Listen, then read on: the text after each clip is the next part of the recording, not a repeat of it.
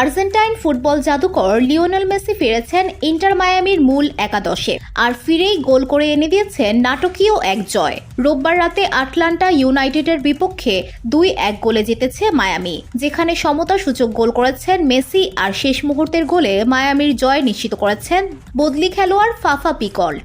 Messi ইনজুরির কারণে টানা 3 match খেলতে পারেননি। 3 ম্যাচ পর বদলি হিসেবে নামেন কনকাকাফ চ্যাম্পিয়ন্স কাপে আর আজ ফিরলেন মূল একাদশে।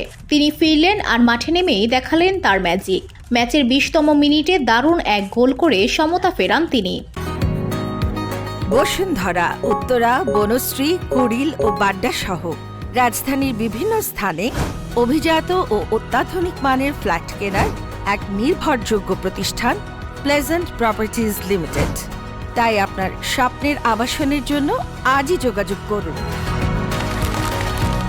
Pleasant properties limited, where destiny matches eventually.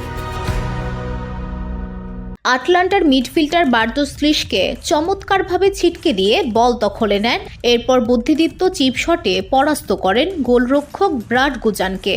এর আগে 11তম মিনিটেই আটলান্টাকে এগিয়ে দিয়েছিলেন ইমানুয়েল লাট্টেলা, যদিও দ্বিতীয় গোলের সুযোগ পেয়েও অফসাইডের কারণে তা বাতিল হয়। দ্বিতীয়ার্ধে দুই দলই গোলের জন্য মরিয়া ছিল, কিন্তু শেষ হাসি হাসে মায়ামি। ম্যাচের 89তম মিনিটে কর্নার থেকে জর্দি আলবার ক্রুসে দুর্দান্ত হেডে গোল করেন ফাফা পিকল্ট।